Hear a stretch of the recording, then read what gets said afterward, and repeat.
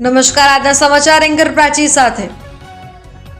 ભારતના બંધારણના ઘડવૈયા તથા સમાજ સુધારક ડોક્ટર બાબા સાહેબ આંબેડકરની જન્મ જયંતિ નિમિત્તે અંકલેશ્વર શહેરમાં બહુજન સમાજ દ્વારા ભવ્ય રેલી યોજી સ્ટેશન પાસે બાબા સાહેબ આંબેડકરની પ્રતિમાને શ્રદ્ધાસુમન અર્પણ કરાયા હતા.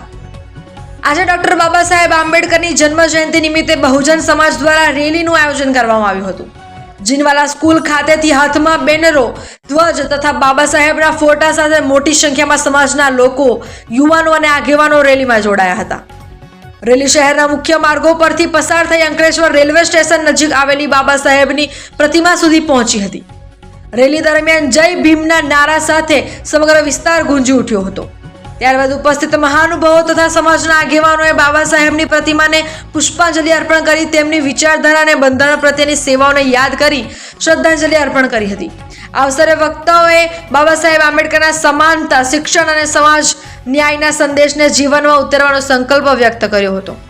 કાર્યક્રમમાં મહિલાઓ, યુવાનો તથા સમાજના અગ્રણીઓ મોટી સંખ્યામાં હાજર રહ્યા હતા.